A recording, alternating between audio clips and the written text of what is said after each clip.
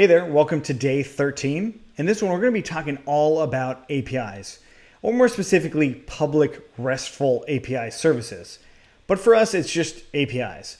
The idea here is that we want our Python project to be able to talk to other services for reasons. I mean, there's a lot of services that have APIs.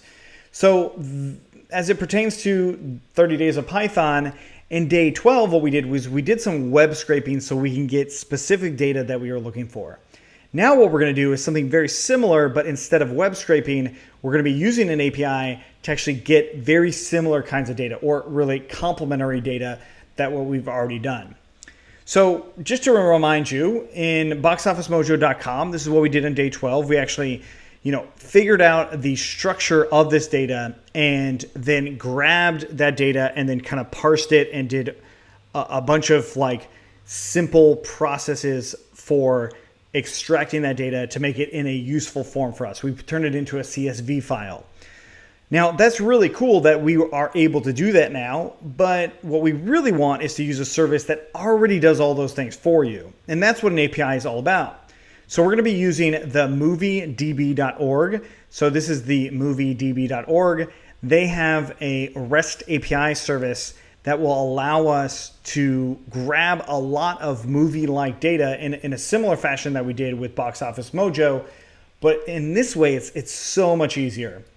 So if you went to the moviedb.org and you create an account, right? So I'm in my account. I go ahead and look at my account. I can go into the settings section and I'm going to want to scroll down to where this API is.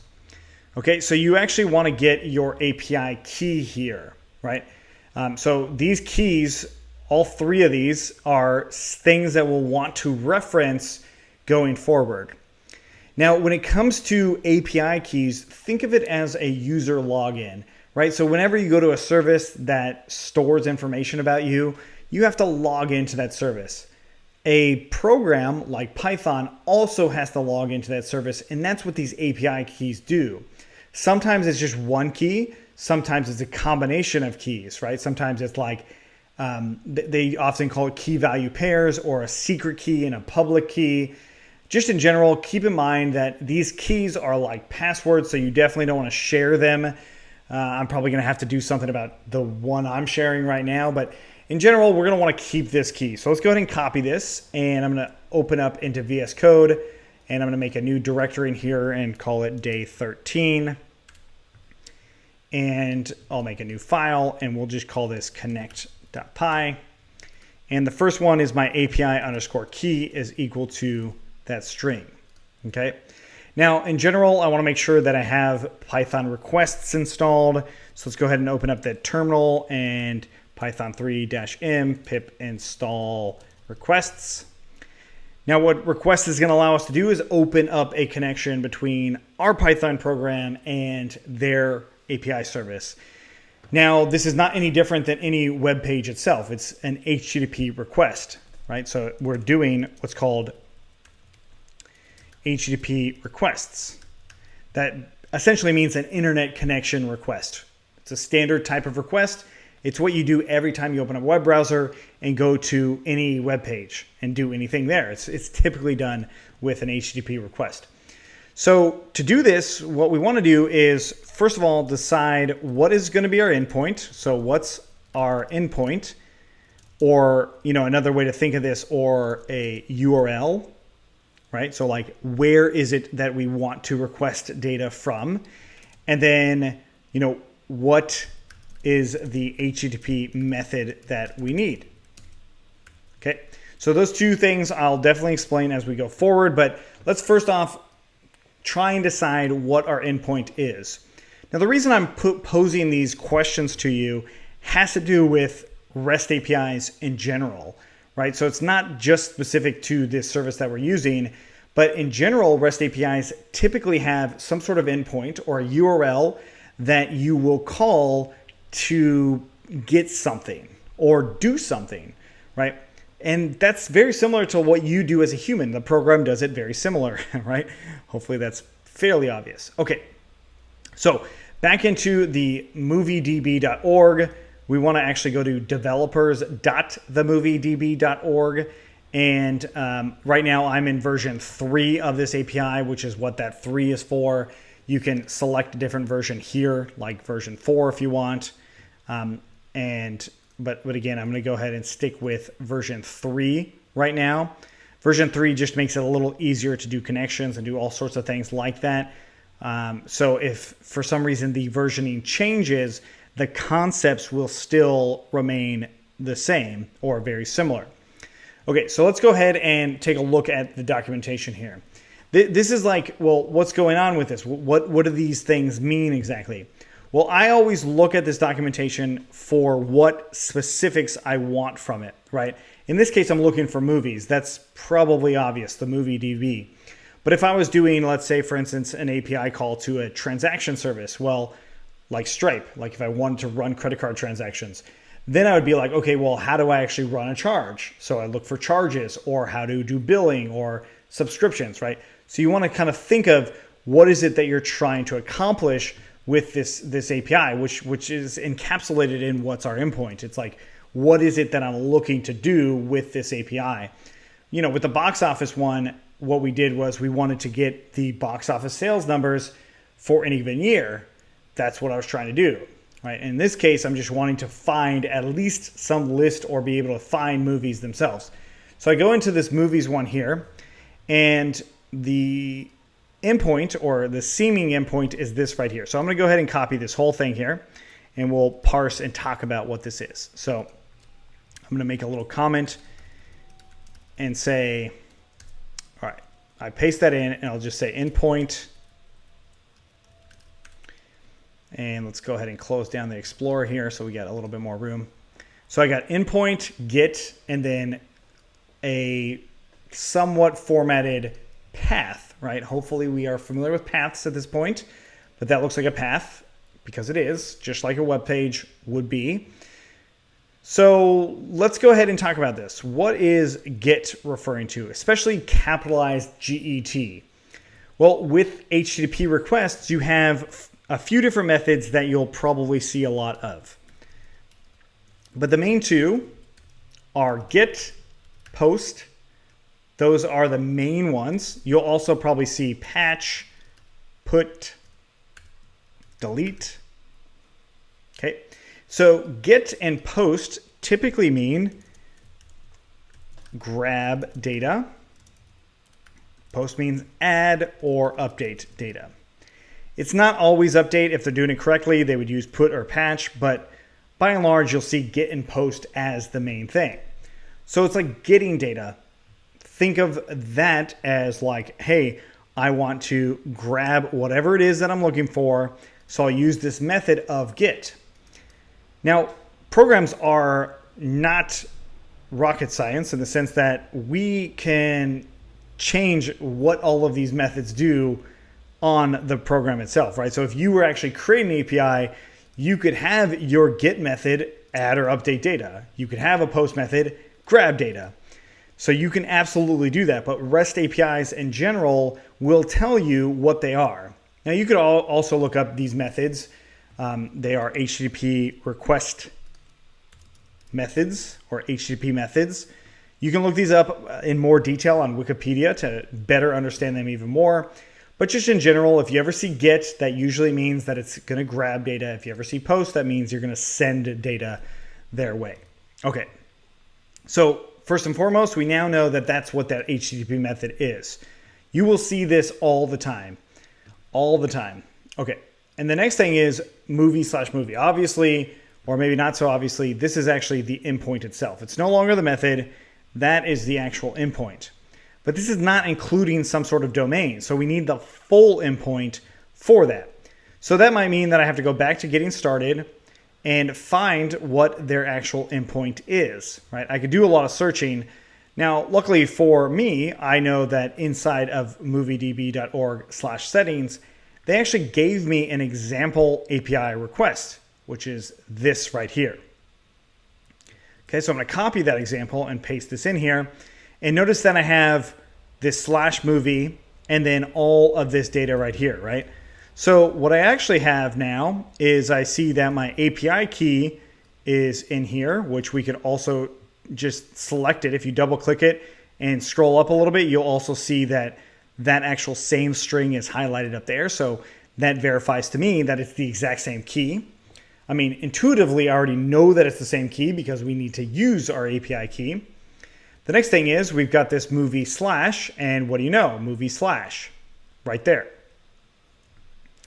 So what that also means then, finally, is I can actually start to set some parameters here. I can say the API base URL is equal to, well, it's equal to this part right here. Perhaps we leave that trailing slash out. And then in this case, I've got my endpoint path, and I'm going to go ahead and use the example that they had. But that example, of course, matches the endpoint that they gave us originally, which is what was in the documentation. So going back into movies, right? So this is the original one. So let's go ahead and leave that back in there. So this endpoint path, I can leave it to being a little bit more dynamic by using movie ID. And of course, with Python 3, I can do this string substitution. So all I really need to do is set a movie ID, which again, I'll use the example they have is 500. Right? I'm not positive what movie that is. But another thing I noticed is this number 3 here. Now, intuitively speaking, I look at the documentation and I see there's a 3 up here. And if I see select different version, obviously there's an underline under this 3. This probably means that I'm on version 3. If I go to the 4, it shows me 4, right? So again, I'm going to go ahead and change that version. This is also a common thing, is having an API version. So API version is 3. So one more thing that I can string substitute. There you go. So now let's do the fun part. Let's actually request this data. There is one piece that I missed out, which was my API key, right? I didn't actually add that yet, which we'll see why in just a moment. But what I'll go ahead and do is say r equals to requests.get, and I actually want the full path. So we'll go ahead and say endpoint equals to another string substitution, API base URL, and then the endpoint path. Right, so we've got the combination of these two things, which also combines those variables there. We do get, and then I'll go ahead and print out r.status code. Okay. I'm not sure why this is open. I'm going to go ahead and close that one out. And we'll change into day 13 here. And then Python 3-i connect.py. Oops, I didn't import requests, so let's make sure we import that at the top. Import requests. Okay. Let's exit out of here and run that again. And I get a 401. Okay. So 401, we can also print out r.text. See what that is. Let's run that again. Invalid API key. You must be granted a valid key, right? So when I created my account, I did get an API key, but if we look at my request, the actual thing that I'm trying to do didn't include it. So what I can try to do is say data equals to API key and API key. Now, I am familiar with this API only a little bit, so I'm guessing that that's what the API key is. Now, you can go into a lot more detail. The first thing is you see their example API request here. It shows you the API key there. The next thing is actually in the documentation. If you go into the section called authentication, the vast majority of API keys or APIs will have an authentication section because the vast majority of them want you to be logged in to use their API. So as we see here, I've got my application authentication and it's showing me the parameter, a single query parameter, or if we're using version 4, we would have to use a bearer token. I actually want to show you both versions, so we'll see that in just a moment. But this gives you an example of what it needs to look like. But notice that I didn't pass it into this endpoint. So if I actually print out this endpoint, We'll see what happens. Okay. So let's go ahead and exit out again. Of course, make sure everything's saved. Run it again. And in this case, I get some data back. 403. Okay. So 403 is not what we wanted. We want 200. So let's try this again with the format that they suggest, which is this right here. So all that means is in this endpoint, I need to add a question mark, API underscore key equals to that API key. Okay. So this is now what's called a URL parameter. Passing in as data like that will work sometimes. Some services do it that way, some don't. Perhaps if I pass it in as JSON data, it will actually make a difference. So let's go ahead and try that first. Okay, let's try again. Same problem, same error, same 403. Okay, that's good to see. We want to see these errors. This is how we get better. Okay, so now all I'm doing is calling this specific endpoint with the key listed there. Now let's go ahead and try and run that again. I'll exit out, run it, and sure enough, there we go. There is our actual data. And it's a dictionary. It's just a big dictionary full of really cool data. So there you go. You just did your first API request. So how do we actually do this with version 4? Okay. So I'm actually going to copy all of these pieces here. And we'll go into API version 4. I probably don't need this API key down here anymore. But what I need to get is my token specifically for that version. So this is the read access token, version 4 auth. I'm going to go ahead and say this. So API key v4 equals to that string. Okay. Back into the documentation, we see that's something called a bearer token. Okay. It even gives us an example request. Curl is another way to actually run a request. It's very similar to Python requests, except where you call it is in the terminal. So if I write out curl here, you can actually call those API requests right in there.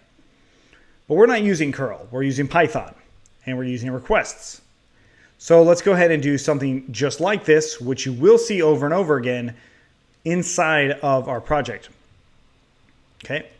So if I take a look at this, let's go ahead and scroll down here, and I'm going to go ahead and say using v4. There's one more parameter that I need to pass in here, and that is called headers. So headers is just an argument that you pass into the request that you're doing. And those headers are going to be set based off of what they tell you, right? So here is one header. Here is another header. Okay. So if I copy this and pasted it in here, does this look like a valid Python dictionary to you currently? Well, of course not. So we just add a quote there, and this is saying access token. That access token is our API key v4, or at least I think it is. I haven't actually even tested that. Let's try it out. I'm going to go ahead and use this string substitution. Okay, so now I've got my authorization header in there. Next is the content type itself. And yet again, I will go ahead and put that in exactly like this. Okay, no changes needed to that, or at least I don't think so. But now I have the headers actually being passed. I'm no longer going to call the request that's up here, so I'll go ahead and comment this out with command / or control /. We'll save that. We'll exit out of here. I'm going to change the movie ID just to make sure that it's different than the one from before. I'll just go ahead and do 501. Let's hope that's an actual movie. Okay, I try to run it, and it gives me a syntax error. And of course, this is not a valid dictionary. I need a comma here. Okay, simple enough. Exit out, run it again. And there we go. Look at that. I got some data. Pretty cool. Okay, so that's version 4. This isn't telling me a whole lot. It's definitely not telling me nearly as much as version 3 of their documentation, or rather their API. So yet again, I'll just have to go into their API here and take a look at their endpoints. So if we go into list, this API doesn't actually have a whole lot right now. It has list, auth, and account. So we definitely don't want to use version 3 yet. But I would imagine at some point version 3 will be out. And it will show you some of these arguments that you may need to use on a case-by-case basis, right? So not every API works exactly like this documentation here, right? In other words, the way that the moviedb.org set out how they want to tell you about their API, that's what the documentation's for. Sometimes they'll give really nice descriptions of how things work. Sometimes they will not. That's where you'll just have to try it out on your own using Python requests based off of the things that we just did. I just showed you headers, query strings. The query string is going back up here. These are the query arguments. So if you needed another argument, say like page 1, right? So API key, and then you just use an ampersand page or that argument and then what it is. Not to worry, we will do one of those in a little bit. That's how you go about doing it, right? That's what query strings are. Okay, so let's go back to Python, the version 3 of this API. And I'm going to go back into my code too. I'm going to comment out version 4's stuff. And I'm going to go ahead and copy some of the things related to version 3 as well. So copy just these few requests items here and paste them down here. Okay. So let's go ahead and try a different endpoint here. So now what I want to do is actually search movies of a specific name. So how would I go about doing this? My intuition would be I want to go into movies and I want to look for something that says search or list. Okay. All I'm seeing here is, well, not that. I'm seeing a lot of gets, get image, get keywords. I mean, those things are all great, but going back to this ID thing, I don't actually know where that ID comes from. I don't know what that ID is. So I need a way to actually find out what those IDs are. And in my opinion, doing something like search will allow me to find out what any given movie ID is. Now, luckily for us there's a search argument here. And there we go. We can actually search things and we can search all different kinds of things. So if I look at search movies, there we go. We now have a new endpoint that we can use that uses the get method. And this is the endpoint I now want to have, right? So in this endpoint path, I'm going to change this to being search/movie. Notice I don't have any other arguments here. I just have the endpoint path. And I also don't necessarily need to put page in here yet. So I'll save that. Let's go ahead and see what is required, right? So we look in our query string here. We've got the API key that is inside of our query, or the actual URL itself, or the endpoint itself. Language, you could pass different languages, it appears. That's great. Query, this is probably what we'll need to use to search. And sure enough, there it is. Okay, so now what I'll do is say and, or ampersand, query equals to, and I'm just going to go ahead and say end game. Okay, so we save that. And let's go ahead and run it again. We'll exit out of, let's exit out of the terminal here and run it again. And so now I've got printed endpoints. Obviously I need to make that actual request, but here's the endpoint itself. I'm actually going to go ahead and copy that URL and paste it into my browser. I'll hit enter. Hey, what do you know? It's actually the same kind of request. So it's a little bit easier to see inside of Python, in my opinion. So we'll go ahead and again say r equals to requests.get, and there's going to be the endpoint. And then I'll go ahead and print out r.json. Exit out of here, run that, and there's our data. So typically with APIs is they'll send back what's called JSON, or JavaScript Object Notation. That JSON data is what this is. When it comes back, it will actually give you the appropriate data. But if I did a URL that didn't actually exist and try to run this, what I'll get is an error code and a message that's related to it, right? So I could print out the other status code, the request status code, not the one that shows up here, but it shows me that, hey, this message is I requested a resource that's not found. So a resource being one of these endpoints, right? So the search, I was able to actually find one. So if I exit out and run it again, I can see that it's actually, yeah, it's sending back some data for me. Now, if I want to see this in a little bit better format, because this is just like a lot going on here, I can use something called pretty print, which is import pprint. And then we come down here and just do pprint.pprint. And this is definitely for Python 3. We could go ahead and run this again.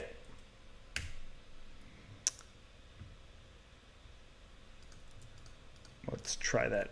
Oh, that was the endpoint. I need the response. Let's go all the way down. There we go. pprint.pprint. And let's try that again. Now it gives me a better formatted looking content here, right? It's giving me some indents, but it's showing me all of this data that's coming back from that query that I just did, which is pretty sweet. Makes it nice and easy for me. Now what if I wanted to do something different, like a different movie? Let's go ahead and use a query. I'm going to go ahead and say the search query equals to the matrix. Okay, so now I'm going to use that as my search query here. Again, using string substitution, but still having that. Let's go ahead and exit out of here and run it. There we go. We get the matrix.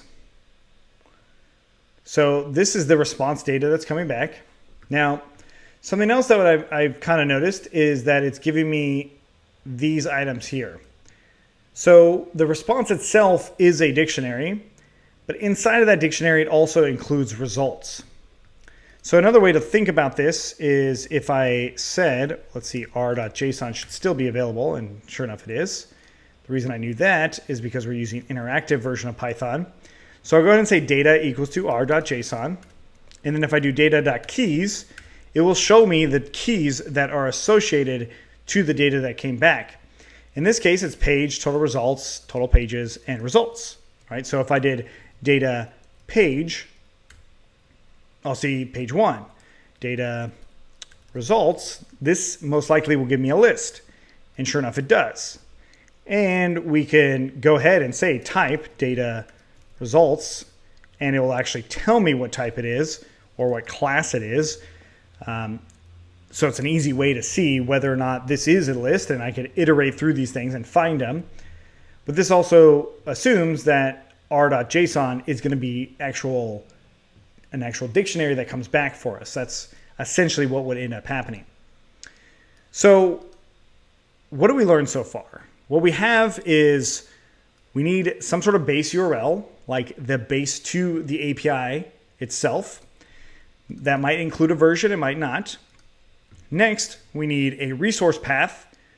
In my case, I called it an endpoint path, which might have a variable argument. It might not. Variable argument being an ID of something. And then finally, we have arguments that we might pass into the URL, but generally we make the endpoint itself. And then we call the requests with our authentication. And we showed you two ways right here, or using a authorization header and a bearer token. This is something you will see a lot with various APIs. So that's pretty cool. And that's pretty much the basics of it. But like I said, I wanted to actually find out this movie ID thing. So I still want to do that. Let's go ahead and go back into this terminal. Oops. Okay. So I'm still in here and I have my results here. So I'll go ahead and say results equals to the data results. Now, not to worry if you didn't actually do that. I'll go ahead and write it in the code itself, meaning you didn't set these arguments and all that. So data equals to r.json. And we should probably say something like if our status code in range 200 and 299.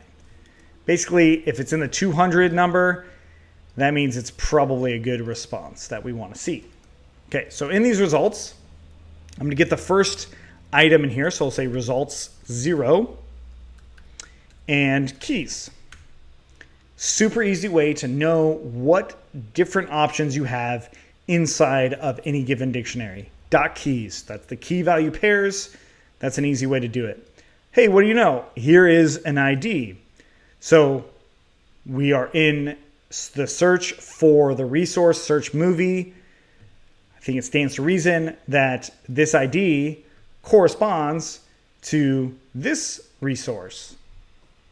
Okay, so what I'll do then is say movie IDs equals to a set. If you haven't seen this, this is a really cool thing. So I'll go ahead and say for result in results. Then I'm going to go ahead and get the ID. So I'll go ahead and say underscore ID. The reason I'm using underscore is typically ID is reserved for various other types of things in a program. So using underscore is just a way to prevent any syntax errors that may occur. Much like if you wanted to use the or of or for some reason as your variables, you just put an underscore in there and you're good to go. So ID equals to results, or rather result, and the argument of ID, or the key value pair for ID. And then I can go ahead and say movies ID.add and this new ID. So now what I should have is a list of movie IDs at the very end of that, or rather this is a set of movie IDs, so I can turn it into a list by just wrapping it around a list. Now what a set does is it ensures that everything that's in there is unique. In other words, if I put 1, 2, 3, 3, 3, 3, 3, 3, 4, 5, it's only going to show 1, 3 in there, right? So let's go ahead and see that. I'll go ahead and exit out of this. Let's run it again. And now it gives me a bunch of movie IDs that match the query of the matrix. Okay. So I can get titles too. So if I scroll back up, let's see. Let's actually get rid of, I'm going to get rid of the print statement from the endpoint and also the response. So I'm going to go ahead and bring this back and print out results 0.keys. Now, of course, this would also assume that there are results. So if results is greater than, or the length of results is greater than 0, then we'll go ahead and run the rest of it. Okay. So again, I want to get those keys. So let's go ahead and run that again. And here's all the keys that I have. I've got ID and I also have title. Cool. So let's go ahead and just print out the result title. So I'll print result and title, and then that ID that I'm grabbing. So I save that. Let's go ahead and get rid of these other print statements because we don't need them currently. And I'll exit out of here, run that again, and there we go. So we've got all of these different titles that are related to the matrix. No surprise there. They had sequels, they have documentaries about it, they have all sorts of random stuff about this. So that's pretty cool. I mean, The Matrix, the first one is probably the only good movie. Hopefully Matrix 4 is good. We'll see. But anyways, we now have a way to search for a specific movie based off of its title, right? That's this right here. I didn't do much more than that, right? I could probably add other parameters in there, but as of now, I can search off of its title, and then I can grab its result or its actual ID.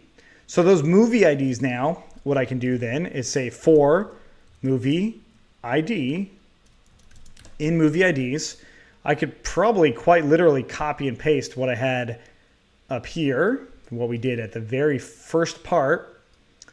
Let's go ahead and do that.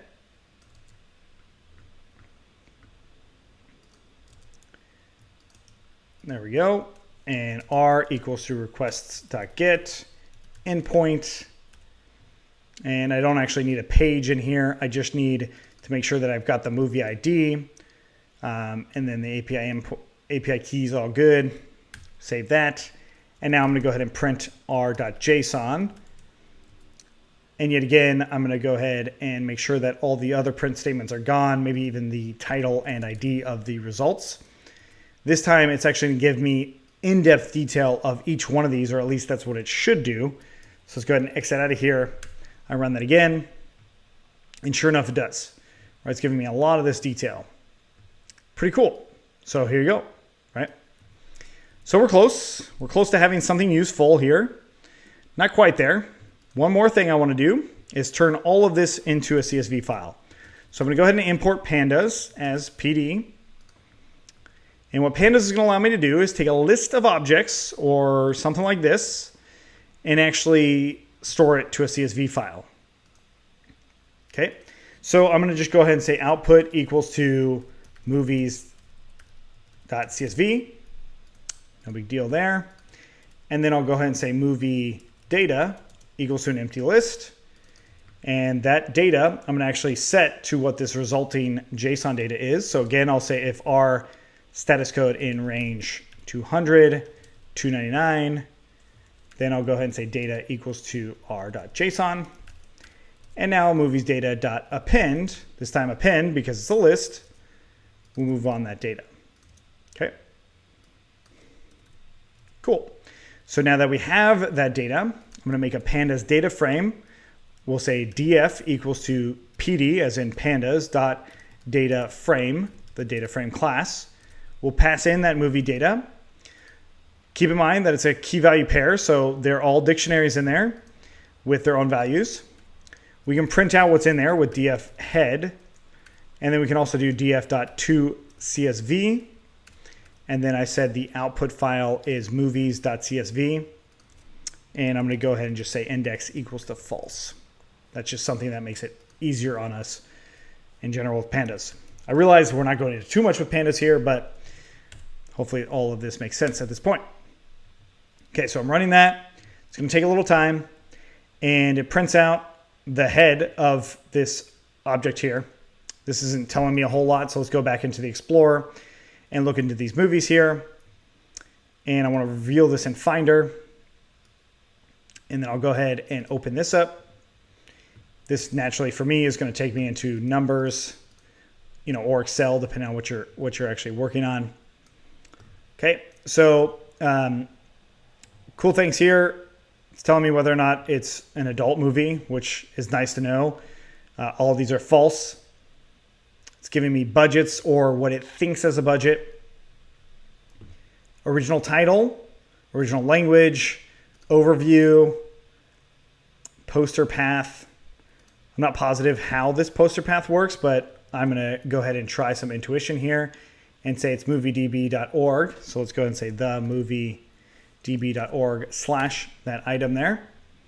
Nope, it's not that. Let's try API dot. Also not that. Okay, so I don't know what that URL is. It's probably, it's certainly somewhere in the documentation. I'm not going to get into that right now. It stores lists of production companies. It stores revenue or seeming revenue. Perhaps this is the right number, perhaps it's not. It's hard to say.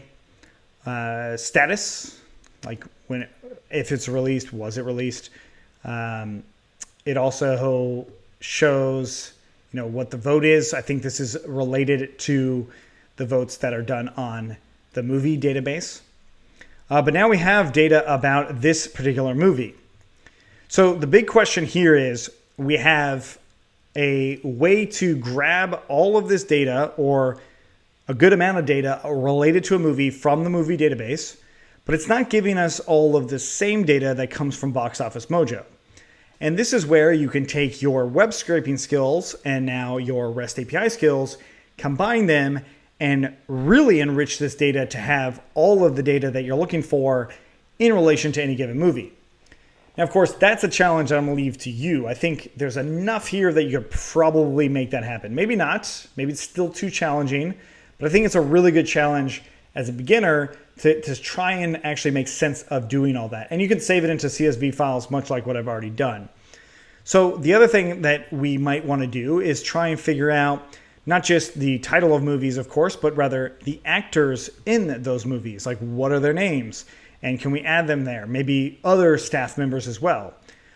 the movie database itself may or may not have that information. I mean, it does have people in here, so maybe there's a way to find these people. Oh, get movie credits. Well, that shows me person ID. That's not what I'm looking for. Let's go back into movies. Maybe there's something in here related to the people in it, right? So we've got details. That's what we've been doing. Here's one called get credits. Movie credits. Get the cast and crew for a movie. Hey, what do you know? Exactly what I was mentioning. So the movie database API is really, really nice for all of these things. I just don't think that they have the sales data that Box Office Mojo has. So again, combining the two might be something really interesting. And of course, it isn't straightforward, because if I click on here, this ID may or may not match the ID that's in the movie API database. And really, if we're doing it manually, it's not going to be that fun anyway. But that is one of those challenges of doing this kind of work, is combining this data from different sources is a very interesting challenge, and yet can be very profitable as well, of making a cool new service that's never been done before. And that's really the point here, is like to figure out how to actually use different REST APIs in conjunction with web scraping to actually build a service that other people can use and hopefully love. So thanks so much for watching day 13. Hopefully you got a lot out of this. I will mention that there is a lot more that can be covered in REST APIs. This is meant to scrape the surface, but also to get you something practical pretty quickly so you can actually make something happen as soon as possible. Now, of course, if you want to go a little bit further, something like Stripe's API is amazing, but it adds a whole new element of complexity, and that is how to actually collect the credit card information in a web application. That just makes it a lot harder. So that is a cool API. It's a very good API. A lot of the concepts are the same as what we did, except for that credit card grabbing process and doing that in a secure manner. That takes a lot more. So now the idea is like leaving you with combining these two things. Let's see if you can actually do that. And if you can, let me know. I'd love to take a look. Send me a CSV file if you like, or a link to one on GitHub. Either way. The other thing is, how do we actually turn this into a web page? How do I actually do everything that I just did with scraping, as well as using this API and using it as an actual web page that anyone can go to and use? That is an interesting challenge that we'll certainly have to cover. Thanks so much for watching. We'll see you next time.